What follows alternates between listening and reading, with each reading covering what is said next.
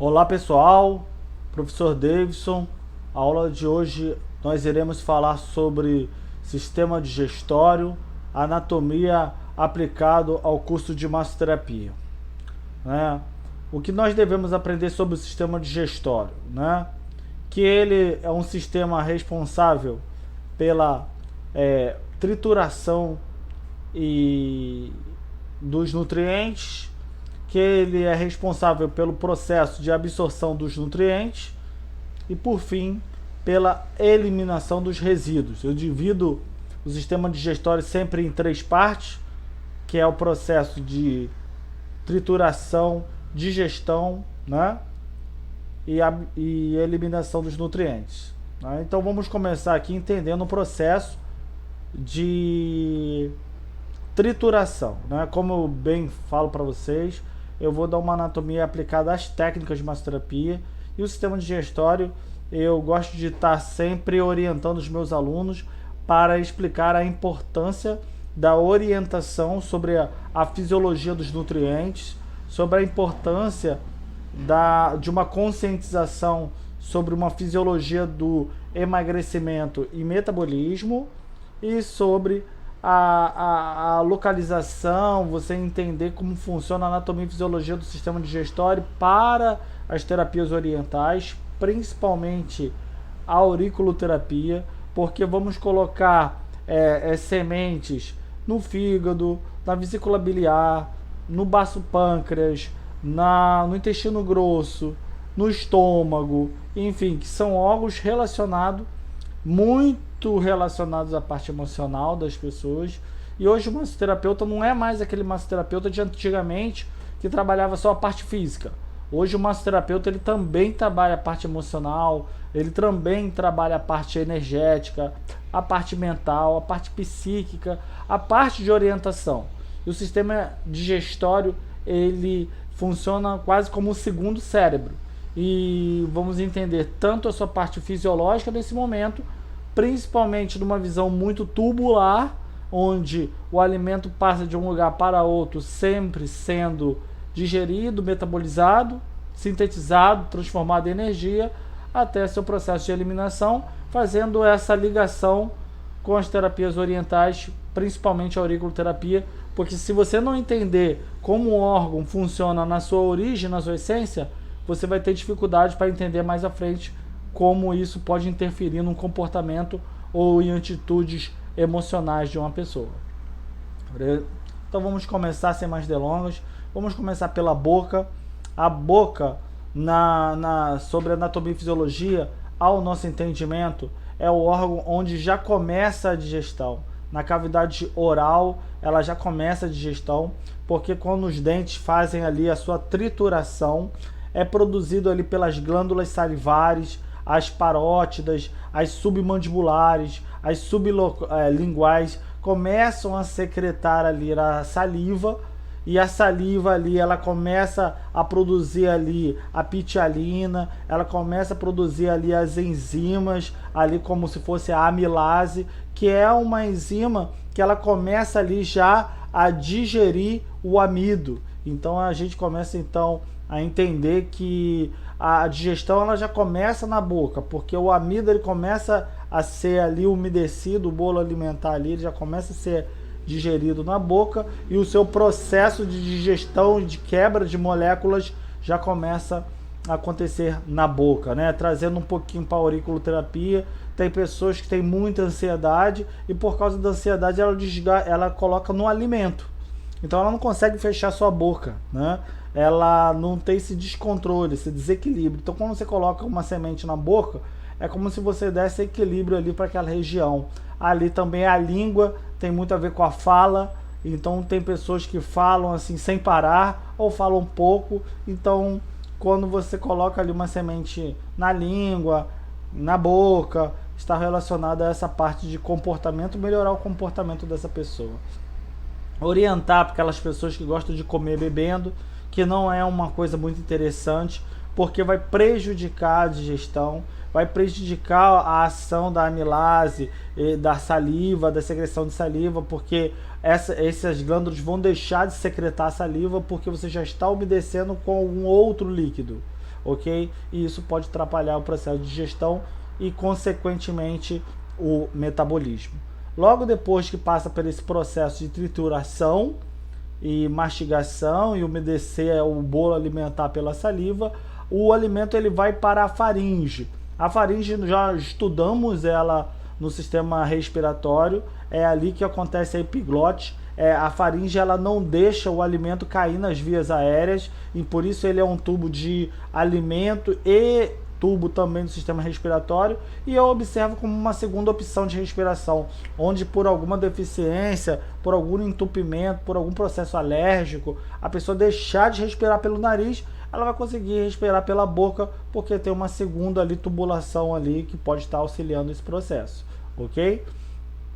Logo depois da faringe, chegamos no esôfago. No esôfago, nós reconhecemos eles como um tubo muscular liso, onde ocorre ali o movimento peristáltico. Do esôfago para baixo não adianta, o alimento ele não volta mais, a não ser que a pessoa tenha um refluxo, né? Que é o contrário do movimento peristáltico, é o contrário da descida, é a subida, mas isso aí é uma patologia do sistema digestório. Sem essa patologia, o certo é que a comida ela vá sempre descendo. E pelo esôfago, que é um tubo muscular liso, e o movimento peristáltico, ele vai chegando até o estômago.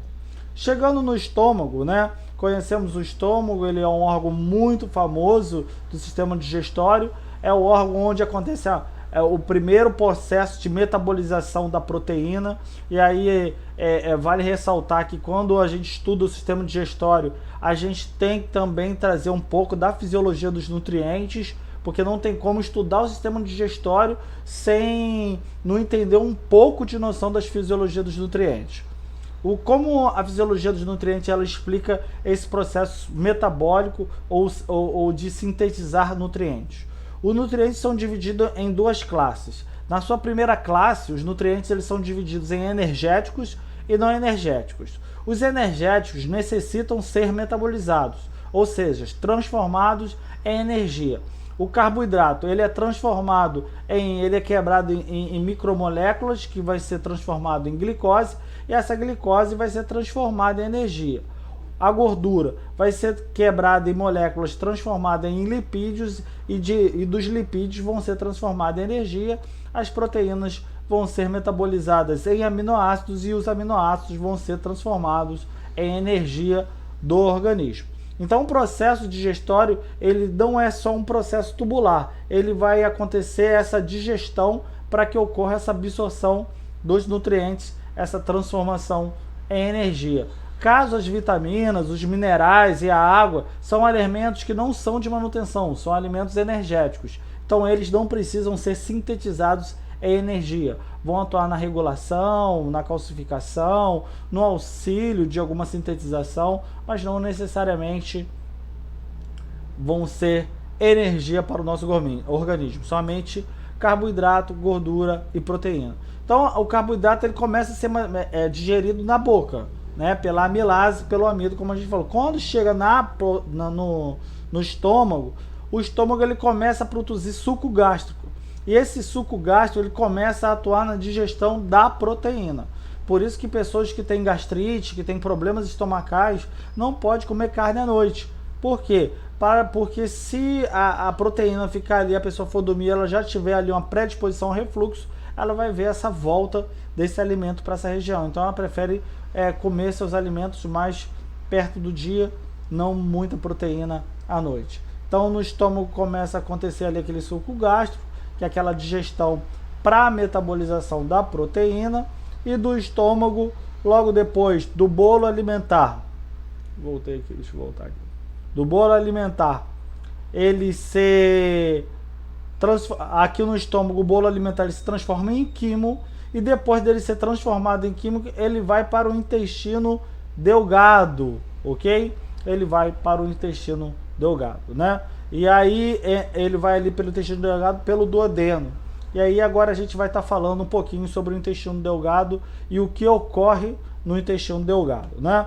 O intestino delgado, ele tem não só o intestino delgado como o sistema digestório, ele possui glândulas anexas. E aí vamos estar falando tanto do fígado quanto da vesícula biliar e o pâncreas. Vamos falar dessas duas glândulas agora nesse processo, porque eles são órgãos mistos, eles são glândulas e são órgãos, ou seja, eles atuam de forma endócrina, inserindo hormônios na corrente sanguínea, mas atuam também de forma exógena, levando suco pancreático, levando a bile pelo duodeno através do intestino delgado para que auxilie na digestão do carboidrato, da glicose, dos lipídios, que é a gordura.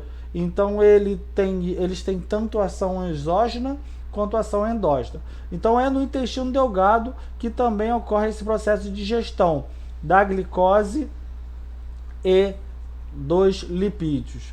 Esse suco pancreático ele é produzido pelo pâncreas e a bile é produzido pelo fígado, né? De uma maneira mais endócrina, agora falando, ele seria transformado em insulina, em glucagon, que iria metabolizar e sintetizar a glicose, e o fígado iria ajudar a auxiliar ali a produzir hormônios para sintetizar as proteínas e sintetizar também a glicose e os lipídios. Então, como eu disse para vocês, esses componentes eles são energéticos e eles necessitam ser metabolizados, sintetizados, transformados em energia. Por isso devemos ter muito cuidado com o nosso fígado e com o nosso pâncreas, correto?